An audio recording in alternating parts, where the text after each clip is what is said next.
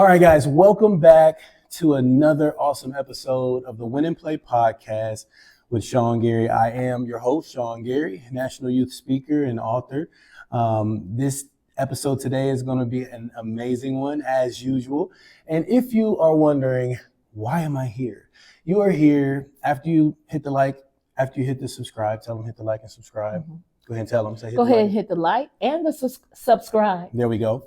So if you're wondering why you're here because on the Win and Play podcast, we talk to principals, teachers, parents, and any other youth advocate, someone who works with students, work with youth, some way, somehow, some form or fashion, and they share their story, and then they give some winning plays, some tips, some tricks, some things they do, have done, to give you some advice. So hopefully you hear something that you go, oh man, you know what? I've had that knucklehead in my class too before, and now I know something else to try. So, or whatever else it may be, right? So lock in, go ahead and hit that subscribe button. Like I said, fast forward, rewind, whatever you need to do, take some notes, all that good stuff, and share with a friend. So before we get started, every single episode, this is the Win and Play podcast, right? So because I played sports, the goal of every sport is to get into the tournament, do a good job, and go all the way to the end and win a ring, right? Mm-hmm. So on our episode, we all eat a ring pop. So you get to pick first, whichever one you want. And, oh, that was fast. What you get? I got a green watermelon rush. Watermelon rush. That might be good. With lemon lime chili. Oh no. Oh yeah, no, I'll save that for I guess another time. All right, I'm gonna go with this one.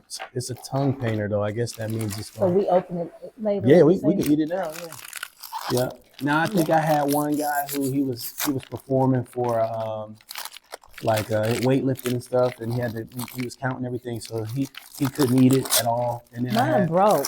I had one other person who they were like, well, I can take one lick and that's all. What is this one? You said it broke? Yeah, I can't get it open. It's not broken. No? I just can't get it open. I said, no, I just can't get it open. There we go. Okay. I always wanted a big diamond. There we go. Ring pop, tongue painter. What is this? Oh, purple berry punch. Heartburn. All right, so for those who don't know who you are, can you introduce yourself to the lovely people that are watching at home? About myself. Just your name and maybe a basic thing or two, and then we'll go into some questions. Okay. My name is Susan Evans, and I have been a teacher for 30 years. 30 years, y'all. 30 years. Told y'all this is going to be a good one. There's some knowledge and some wisdom over here. I'm sure you're going to hear something that either will surprise you, that might be funny, or just a dang on good note. You're like, oh, let me get that in my notes. All right, so let me start with this. When being in education, so 30 years, was it something that happened to you at a young age or something you saw? Like, what was it that told you like, you know what, I want to be in education. I want to do that. Or did you just happen to stumble on it? Well, Sean, to be honest, after I had my children, I used to work at a big corporation, and I didn't want to pay for daycare, and it got so expensive that I decided I wanted to get a profession where I would be off with my girls in the summertime. Ooh. So I started out as an instructional assistant, and I figured if I'm going to do that kind of work, I'm going to go back to school and get my degree, and that's what I did. Nice. That's smart, strategic. Strategic, yeah. You know, I had somebody else say something to me about having their summers off as well, and it ranked really high for them as far as their why. You know, I think the difference between them and you might be that you had children, and it kind of made a lot of sense. But for them, they just wanted the summers off. They don't have any kids or nothing. It's like I want my summers off. I just didn't want them. If I'm going to work all year, I just didn't want them to be locked up all year either. I just wanted them to be able to have fun, for us to go places and things like that. And it was never my choice. Right. But this is what happened. Okay. Yeah. So since you say that it wasn't your choice, what was that like when you first got started? It was really different. I tell you, the first school I started at, I saw how things had changed, and I actually called home to my mom crying. Really? To thank her for raising me the way that she did and having those rules and guidelines that I had to follow in school because it was so different. And I cried and I just thanked my mom. I really did. Yeah, that's cool. Shout out to the moms out there. Moms, we love you. Yes, That's really cool. It's funny too. I had recently called my mom. This was probably not even a week ago. I had an event where I was speaking, and there's a story that I tell that my mom is in the story, and I've told the story a million times from stage, and it's that particular day. I had never thought about this before. I said, wow, in the story, my mom gives me some advice, and I thought about the state she was in to give the advice that she gave. It showed so much character for her. And I never, ever, ever in the past thought about what she was thinking in that process and in that moment when she shared that advice and gave me that advice. And I was like, dang, my mom was dope, to be able to say what she said. Yeah. I was like, man, no mama would have said what she said, So I called her and all that. It was just like, you know what? I just wanted to tell you that I love you. And thank you. I appreciate you. Yeah. So that's cool. Shout out to the mamas. Dear mama. All right. So you recognized right away. You was like, wow, this ain't like when I was in school, and it was just really. What's some of the things that was there? Yeah, what's some of those things?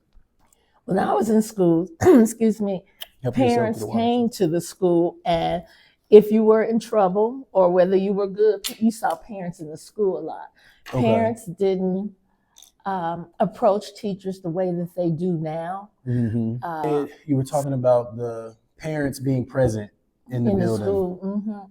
We had parents that come in the lunchroom, parents that just came around, crossing guards. You just saw more parents in the school. Back then, we could have treats at school, so the parents would bring treats, and it's just, you felt proud when your parent came to school because I knew I was never in trouble, but when my mom came, it was always good. Yeah. It was just different. Yeah, parents were different, students were different. For sure. It's funny too, because my mom, she was one of those that would come on field trips and stuff, and then she got cool with the other moms and stuff, and they all had their relationships too. But like you said, I remember the snacks and birthdays and bringing cupcakes in. And it's like, you didn't care if it was your birthday or somebody else's. We about to eat the day. Let me get that cupcake. No allergies. Right. Everybody got an allergy now. Yeah. And then even for my kids, like I've gone to almost every field trip that my kids have had. And for me, it's dope to just be present. And I think when I was younger, it was always kind of the moms that was on field trips. And when I was there on field trips, there were a few other dads there too, we were able to hang as well and build relationships with each other, just like my mom did with the moms and stuff. But now it seems like, you got to be careful because who you let in the building, safety and all kind of stuff. Nowadays, people shooting up schools and you just never know who's coming in, One of the students today told me about a shooting, I guess at Rob's school. I didn't even know anything about it. I told the kids that stuff just didn't happen when I was younger. It just did not happen. Wow. So what coming up through the years teaching, how did you develop? Like, was there someone you saw and was like, hey, can I learn from you? Or maybe you saw them from afar, never asked, but you watched them a lot? Or how did you grow? What was the best ways, or how did you get better? I think I really started paying attention to education with my first and second grade teachers, Miss Jackson and Miss Childs. May you rest in peace. Shout outs. And I just love those teachers. I remember most of my teachers during elementary school, but I guess I wanted to be a teacher like the teacher I had. Okay. Which is kind of difficult because they're not the students I was. So it's really different. And I wanted to add one thing you said, going on field trips. When my girls were in high school, Okay. I was still very active in the high school. I would come to the meetings. I would just pop up during the day. Yeah. And we never missed conferences for our girls in high school. Yeah. And the one teacher told us, we don't get very many parents for 11th and 12th graders. Wow. So they're still in our house. Yeah. We don't drop them just because they're older. Yeah, they're older. We want to know what's going on. For sure. And so they would love to see us coming because we never missed a conference. That's dope. I love that. And you know, it's interesting because I believe our children felt that too, being able to say like our parents came or whatever. I know I worked in a school with my kids one time, you know, and I told them, I said, you know, if you ever feel like it's too much or you're uncomfortable or you just don't want that in the building no more, I said, let me know because that stuff means a lot to me. You know, I said, I want to know how you feel. And it was like, nah, Dad, like you cool. Like they like, tell your dad I said, hey, and stuff like that. I'm like, all right, well, that's cool too. Your like, daddy gonna bring us lunch. You know, right? Right. Tell him fix both of our lunches tomorrow, yours and mine. Like, but no, that's cool to know that my children were happy with me being in the building. Because you know how many, I would say in the movies all the time, the parents dropping their kids off or whatever. They're just like, oh my gosh, get away, Mom, stop. They're so embarrassed, you know. My youngest was like that, but it's like, really? You're still my daughter. Yep. I'm still very much vested in your education and your environment. And I'm going to love you and be around no matter what. Yep. Yeah. No, I love it. I love it. So when they ended up going out of school and graduating and moving on, you stayed within the profession. So what was the reasoning behind that? Or by then you was just like, no, I love it, or?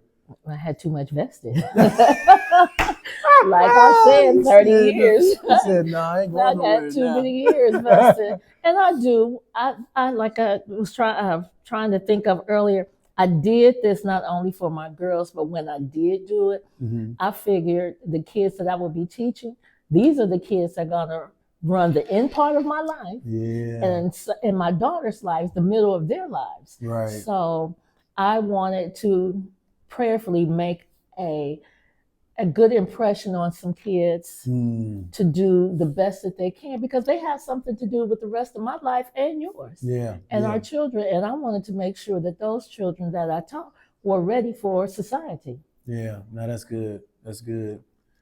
You know, they say children are our future and all that stuff, but that's real, you know, because we all are on this They're gonna make our decisions. We move. You know, it's funny too because there's things that as adults our parents did and said, and we might have thought like, man, I never gonna do that. I never done that. And then next thing you know, you say something like, dang, I sounded like my dad. Or I sounded just like my mama used to say that. Oh my gosh. But I was a kid once too. What you thought I grew up born yesterday and all this stuff. Like, cause I know why you did it. I know why you did it. Like, you know. Oh, I get it. Oh, you're not slick. I'm slick. I'm ice. I'm so slick. What you doing ain't new. Right. It ain't new. Right. Same game, different players. That's all. Yeah. That's cool. And it's funny too, because it's so true. Like I've seen my kids do stuff and now of course we could be wrong, but I'm pretty sure you did it the same reason why I did it when I was your age, you know. And it's funny, like we know who did it and who didn't do it. I'm trying to look around like, no, we know who did it. Like, no, that's cool. I always said, not me and I don't know live in my house. Who did that? Not me. Not me. Who said that? I don't know. They live in my house. Right. They live in my house. I don't know. That's funny. So let me ask you this. 30 years, man, you've had to see some crazy stuff. What's like a story that you'll never forget? It could be something that was funny, something that was scary, something that was just whatever, just something that you'll never forget. Like, what's one of those? The one thing I'll never forget, the kids always said I was mean. Oh, you mean. And I would say, but that's all right. It's going to pay off. Some of the best moments I have is when I run into old students and they say thank you. Yeah. Because I was hard on them. Thank you, Miss Evans. thank you. Now I see why you were on us. So right. now I see why you wanted us to learn how to write a check or write in cursive or use coupons. And I've had kids at my church that I didn't recognize, and they were, aren't you Miss Evans? Didn't you work at such and such? Yeah. And I was teaching third grade forever. So you were my third grade teacher. Wow. So yeah, that's cool. The most rewarding. That's the best story. I've had some sad stories, some really sad stories, and I've even had some students that passed away when I was teaching, and that was hard. Wow, hard. Have you ever had any student do something just crazy stupid in class? Like they did something just like, oh my gosh, this kid, and maybe nobody got hurt, but it was just something super goofy they was doing, or. Well, just yesterday, one of my fifth graders, I was putting on some lip gloss, and he said, now, Miss Evans, you're 61 years old. You ain't supposed to be wearing lip gloss. That's for girls. I said, well, what do you think I am? What? He could not believe that I was putting on lip gloss. That is hilarious. He was like, that's for girls. That's for girls, right. What you think I am, a tree? He said, I hate to say this, but you're 61 years old. That's wild. You can't wear that. That ain't for you. For girls. That's for girls. That's funny. That's funny. Wow. All right. Now, as being in the game 30 years, I asked on the one side, right? You having a coach or having somebody that you were able to look up to. Was there ever a time where you took anybody under your wing, or you was like, you know what, let me really lean and pour into this person, or maybe a group of people or anything like that? Or was you just selfish? No, I'm just playing. No. I ain't giving none of this game. Y'all go figure it out. It's not well, I have some of my daughter's friends. They are in education and they ask me questions. But not only do I give advice for education, it's just advice on things in life that you really need. And sometimes the children, the kids don't have the parents with that experience or that knowledge or their relationship with their parents.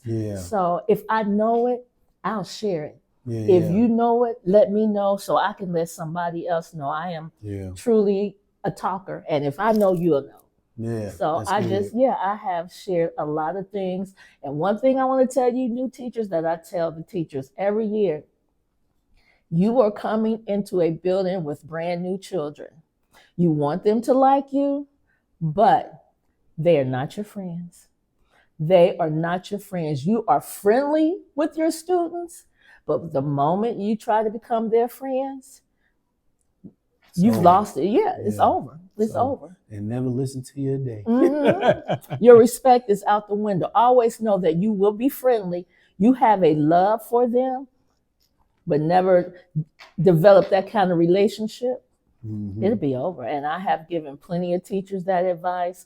And my last teacher, she did not listen. And I ended up having to stop what I was doing and sit in her class because the discipline had gotten so bad because she tried to be their friend.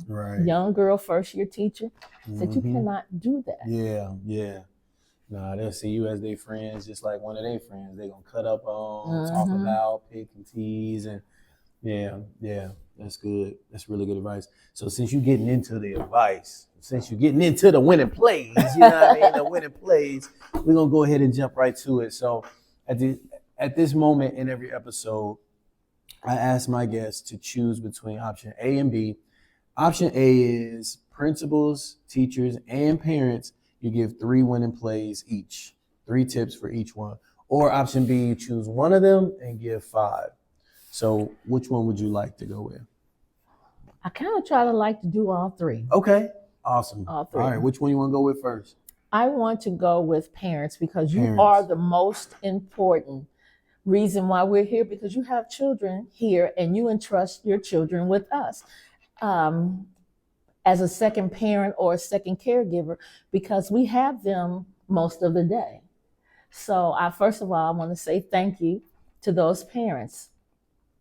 I want to say to the parents, we need you. As I mentioned earlier, times have changed so much in the schools. Parents are busy. Some of the parents are younger.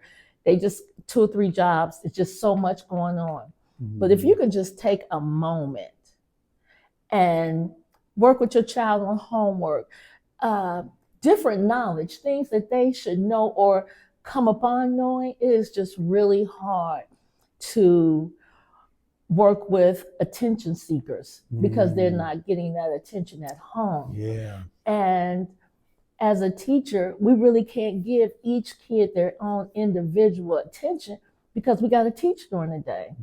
So my advice to parents, just give them a half hour a day. No cell phones, no TVs, just sit around the table and actually talk and see what's going on. That's good. That's a good one. That's a good one.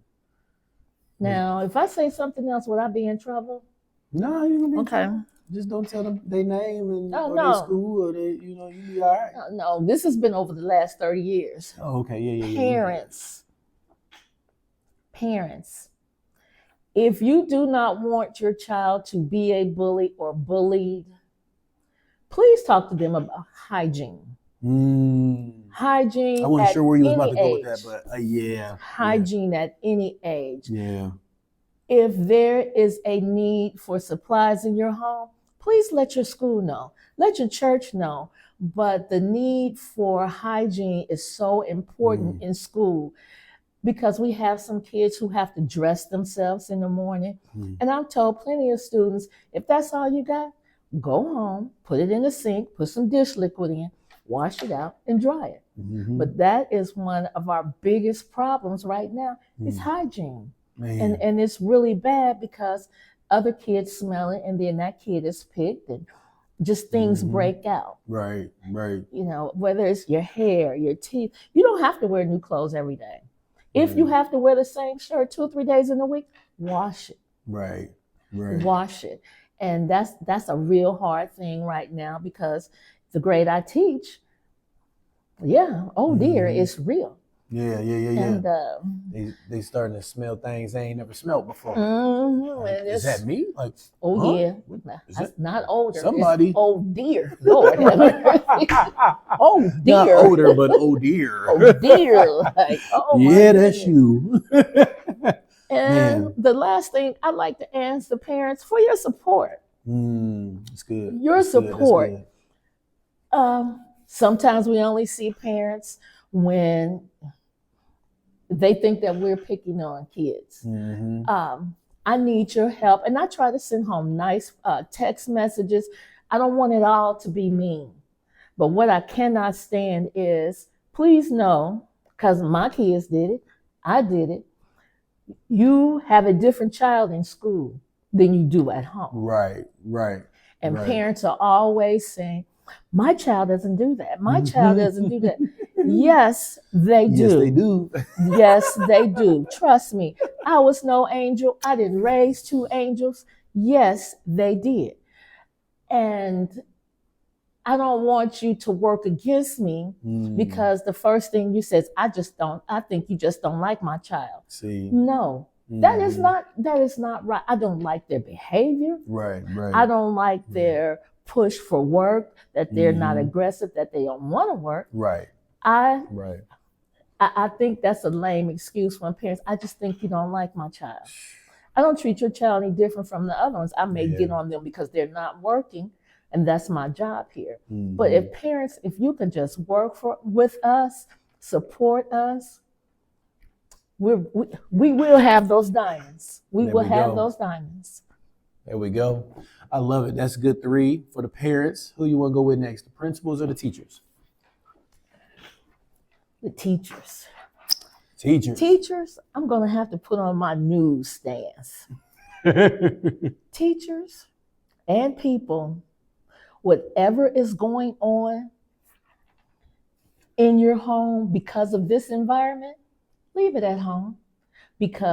Or if you have a grudge with somebody at school, leave it in the teacher's lunchroom because children pick up on everything. And if they hear that you don't like so-and-so, it causes more ruckus. So I've never really been in that type of environment, but I've seen where teachers just honestly could not stand each other. And the kids knew that. and they would feed off that. So, Mhm. they're going to fight that. Right. Yeah. Right. Please. So whatever is going on, anybody, I don't care if you're a teacher or a parent, if I didn't do it to you, don't be nasty to me, because I'm not going to be nasty to you.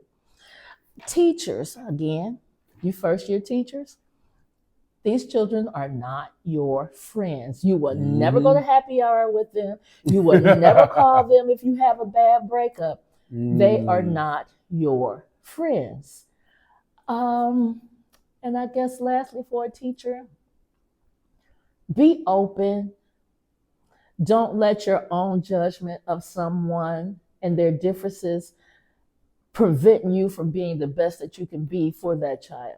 That's good. Don't let your feelings, if you don't like her because she wears a purple shirt every day, that's okay. Purple may be all that she has, but be willing to teach her like you're teaching the girl with the green shirt. Mm-hmm. Give her the same respect, give her the same attention, the same, whatever you're giving, give them all the same. Right. Now, they're all going to receive it different, but give them all the same. Yeah, that's good. I think sometimes teachers or people in general, we can like put people in boxes and things based on our own personal experiences, and we assume that their situation is that way because of a thought based on what we did and what we had, and it's like it could be completely different, completely different. But yeah, no, that's really, really good. All right, so last but not least, principles. Doom, doom, doom. Here we go.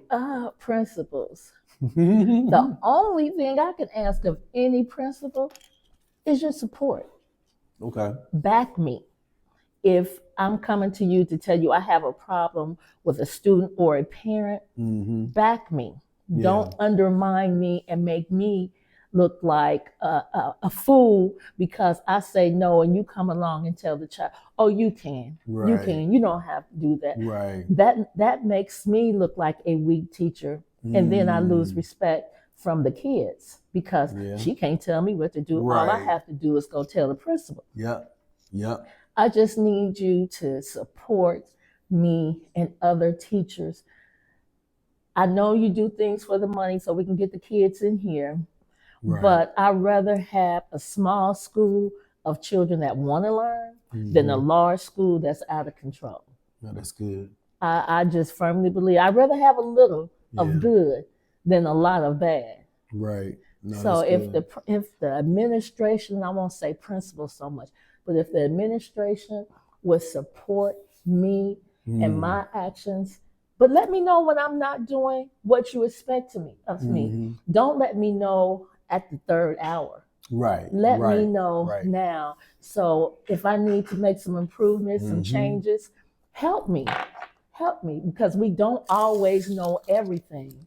So if you know something that I need to know, work with me. Oh, that's good. That's good. You had 2 in there though. Oh, good. So you did more than one. Good. I don't know a third one. Support you. So talking about having the support and then working with you. Could be similar, but it was good. It was good. All right, one more for them. Principles. Last but not least. If you have any say so, we like snow days. Say, give them snow days. Yeah. That's off the top of my head.